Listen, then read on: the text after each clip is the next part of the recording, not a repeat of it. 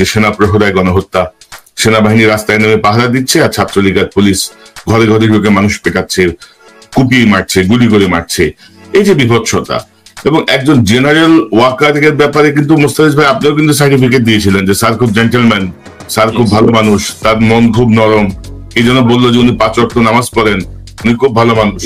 তো ভালো মানুষের নমুনা তো আমরা দেখলাম। আসলে আমি দুটো ভিডিও দেখিয়ে আপনার সঙ্গে আপনাদের সাথে আলোচনাটা শুরু করতে চাই। অর্থাৎ আমরা বসে বসে মানুষ মারছি, ইউনিফর্ম পরে মানুষ মারছি, এতগুলো মানুষ মারা গেল, তার ব্যাপারে তার কোনো রিগ্রেট নাই, তার কোনো সরো নাই, তার কোনো বিষয় নাই, তার হচ্ছে সম্পদ নষ্ট হয়েছে, সিগনিফিকেন্ট ড্যামেজ হয়েছে এইসব।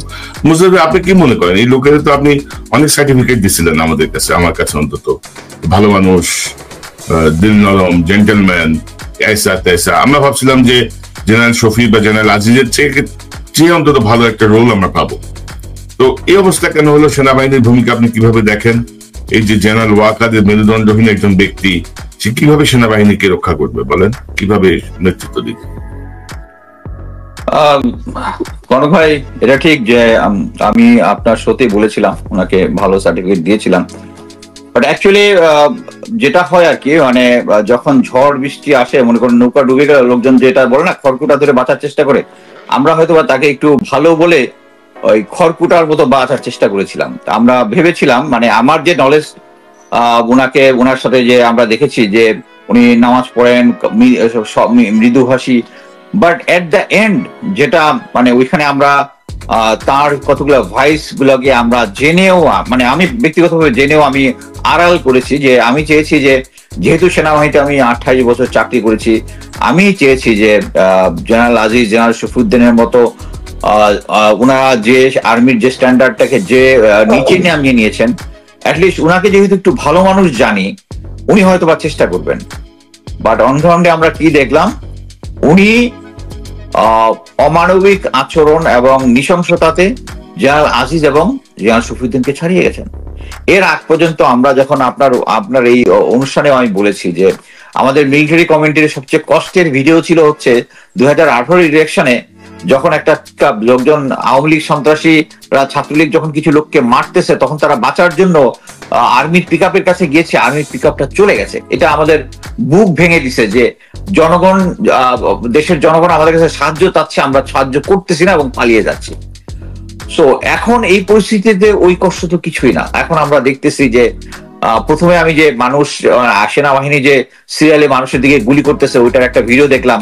তা আমার কাছে তখন আমরা, মানে যেটা হয় আর কি, আমি যেহেতু সেনাবাহিনীতে চাকরি করেছি, তখন আমি সবসময় সেনাবাহিনীর দিকে একটু মানে ফেভার করার চেষ্টা করবো। এটা আমার আননোয়িংলি চলে আসবে। যেমন মনে করেন আমি ভিডিওটা দেখে আমি বলেছি, না এটা বোধহয় ডিজিএফআই একটা সেট আপ করেছে, কারণ সামনে দর্শক দেখা যাচ্ছে না, মানে তখন পুরো ভিডিওটা আমি দেখিনি, দেখা যাচ্ছে না, এরকম বিভিন্ন লজিক। সামনে একটা ভিডিও ক্যামেরা দেখা যাচ্ছে, সম্ভবত এটা মানে তারা একটা সেট আপ করেছে। তারপরে গুলি শব্দ 1-2টা শোনা যাচ্ছে, সম্ভবত ডান দিকের পাশে যে বসে আছে তার অস্ত্রটাই শুধু মানে ব্যাক থ্রাস্টটা দিচ্ছে, ওরা গুলি করতেছে না, সম্ভবত এটা একটা এরকম। যেহেতু সেনাবাহিনীর ভিতরে সবাই আশা করতেছিল সেনাবাহিনী গুলি করবে না, বাট আমি যখন পুরো ভিডিওটা দেখলাম, আমার মানে আমার সমস্ত আশা আকাঙ্ক্ষা এবং পুরো দেশবাসীর সাথে, মানে ইটস নট দ্যাট আমি বলছি নাকি লোকজন, প্রত্যেকে, আপনারা প্রত্যেকেই যে যার পয়েন্ট থেকে বলেছেন যে আমাদের সেনাবাহিনীর প্রতি আস্থা আছে, কিন্তু এই আস্থাটা জেনারেল ওয়াকার একদম ধুলোয় মিশিয়ে দিয়েছেন। মানে এখন আমি মানে দেশে এবং বিদেশে রিটায়ার্ড অফিসারদের সাথে কথা বলেছি, রাওয়াতে অফিসাররা প্রায় বসে সবসময় ওখানে, প্রত্যেকটা অফিসার যে প্রেজেন্ট সিচুয়েশনকে কন্ডেম করে, কিন্তু কারোর একটা কথা বাইরে বলার সাহস। কিছু অফিসার যারা টক শোতে আসতো তাদেরকে ফোন করে বলতেছে আসার জন্য, তারা আসতেছে না। আমি বললাম যে স্যার আপনার তো উচিত এখন টক শোতে গিয়ে ইউ টেল দ্য ট্রুথ। মানে অ্যাকচুয়ালি এই যে ওয়াইফের প্রেশার, বাচ্চার প্রেশার, এগুলা সবকিছু নিয়ে তারা কেউ যাচ্ছে না। এখন মানে ভয়ের জিনিসটা এমন ভাবে নিয়ে গেছে। তবে আমি অ্যাকচুয়ালি এনাফ ইজ এনাফ। আমি general Shafiuddin, sorry general Waker সম্বন্ধে যা বলেছিলাম, এখন আমি অ্যাকচুয়ালি একটা ড্রাফট করছি। উনার যে সমস্ত জিনিস সেনাবাহিনীতে তিনি প্রাক্তন সেনাপ্রধানের জামাতা হিসেবে যে সমস্ত হিসাবকে, যে সমস্ত আনডিউ প্রিভিলেজ নিয়েছেন, he is a good man in conversation, মৃদু ভাষী লোকজনের সাথে কথা বলে। এই কারণেই সে যে সমস্ত ফ্যাসিলিটি আর্মি থেকে নিয়েছে এগুলো নিয়ে লোকজন কথা বলে না, বিকজ মানুষ যেটা হয় যারা এই সমস্ত আনডিউ নেয় এবং এটা নিয়ে গর্ব করে প্রচার করে, but he is a smart man, এগুলো নিয়ে গর্ব করে প্রচার করে না। উনি যখন মনে করেন মেজর অবস্থায় উনি কিন্তু কোর্সের একজন অ্যাভারেজ অফিসার, মানে আমি যেটা শুনেছি যে সিরিয়াল 40 পর তার নাম্বার। সো প্রথমে উনি যখন স্টাফ কলেজ পরীক্ষা দেয়, স্টাফ কলেজ 23, উনি পাস করতে পারেননি কি মানে একটা সাবজেক্টে ফেল করেছিলেন, বেশ সিরিয়াস খারাপ মার্ক পেয়েছেন। তারপরে গেজ দিতে দিতে তখন ব্রিগেডিয়ার জেনারেল অনুপ কুমার চাকমা ছিলেন ব্রিগেডিয়ার জেনারেল এবং তার শ্বশুর ছিলেন হচ্ছে চিফ। সো গেজ দিল প্রথমে 50, 60, 62, তারপরে আরো 6টা বাড়াইলো। বাড়ানোর পরেও তার জামাইকে নিতে পারলো না। যখন নিতে পারলো না, এটা নিয়ে 1 মাস ধরে যে রিপোর্ট যে রেজাল্ট বের হলো 1 মাস ধরে তারা বের করেনি। তারপরে 1 মাস পরে গিয়ে বের করছে, কিন্তু আর্টিলারিটি আসেনি। এর পরের বছর যখন পরীক্ষা দিল, এটা নিয়ে কতগুলো কনস্পিরেসি থিওরি আছে যে তিনি হঠাৎ করে চান্স পেয়ে গেলেন, এর আগের গুলাতে উনি ঢুকতেছিলেন। বাট এনিওয়ে, একজন সোর্স যেহেতু বলছে, এটা নিয়ে আমি বেশি কথা বলবো না।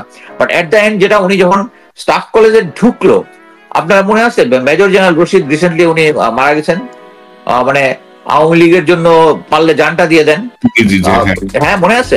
উনি তখন লেফটেন্যান্ট কর্নেল হিসেবে ওখানে পোস্টেড, উনি ইনস্ট্রাক্টর হিসেবে।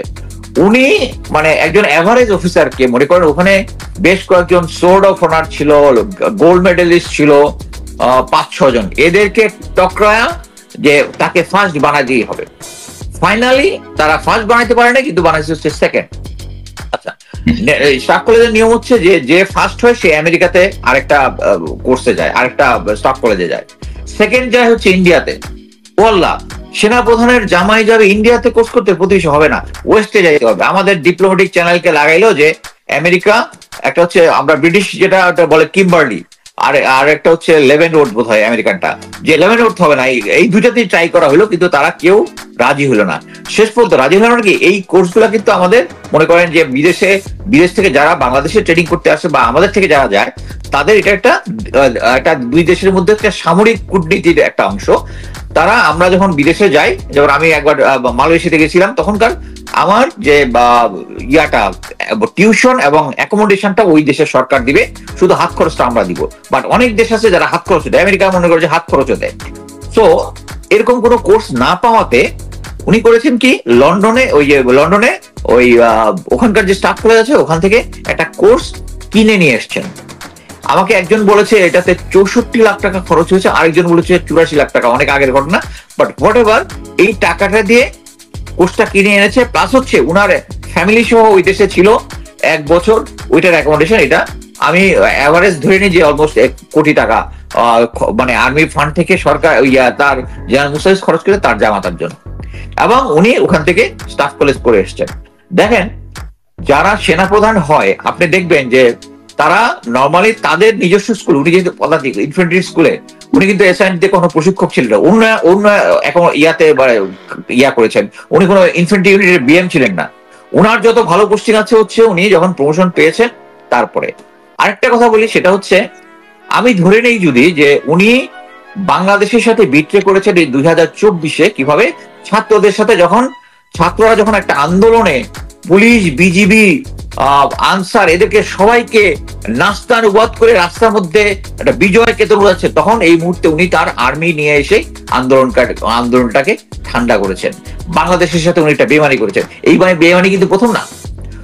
2009 সালে যখন বিডিআর হত্যাকাণ্ড হয়েছিল, এই মেজর ওয়াকারের নেতৃত্বে দুই কোম্পানি মানে অ্যাপ্রক্সিমেটলি 200+ সৈনিক নিয়ে, অস্ত্র নিয়ে উনি বিডিআর পিলখানায় পৌঁছায়।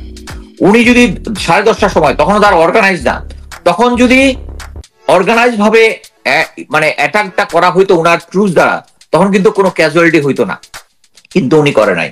এখানে একটা জিনিস বলতে পারি যে সমস্ত জিনিসে আইনি বাধা আছে, উনি তখন একটা বিদ্রোহ চলতেছে এবং উনার এই আইনটা জানার কথা, যে উনি যদি ওখানে থাকে এবং উনি যদি অ্যাটাকটা করে, এবং উনার ওইটাও জানার কথা যে উল্টা দিকে উনি আসছিলেন এই পিলখানার দিকে গেটে, আর ওদিকে আরেকটা গেটে ছিল হচ্ছে যেখানে ওই যে লেদার ইনস্টিটিউট যেটা আছে, ওইদিকে ছিল হচ্ছে র্যাবের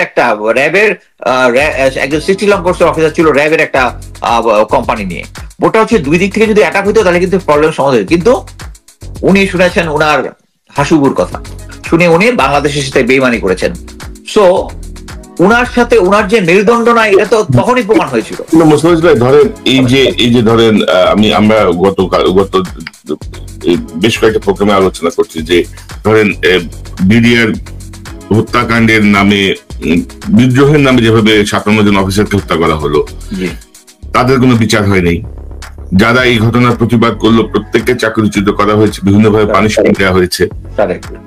এবং ভারতের সাথে যেভাবে বাংলাদেশকে বিকিয়ে দেওয়া হচ্ছে, ভারতের গোয়েন্দা সংস্থার অফিস যেভাবে ক্যান্টনমেন্টের সহ পুরো ঢাকা শহরকে ক্যাপচার করে ফেলেছে, সেখানে আমাদের সেনাবাহিনীর কোনো ভূমিকা নাই। সর্বশেষ এই যে রেল লাইন দেওয়ার ব্যাপারে সেনাবাহিনীর কোনো ভূমিকা নাই। তো ধরেন আমাকে গত পরশুদিনও সেনাবাহিনীর একজন সার্ভিং অফিসার বললো যে ভাই 90-95% জুনিয়র অফিসার এবং সৈনিক কিন্তু এখনো দেশের পক্ষে বা জনগণের পক্ষে। তো 90-95% পক্ষে দিয়া বাকি 5 ভাগের যদি তারা অতিক্রম করতে না পারে,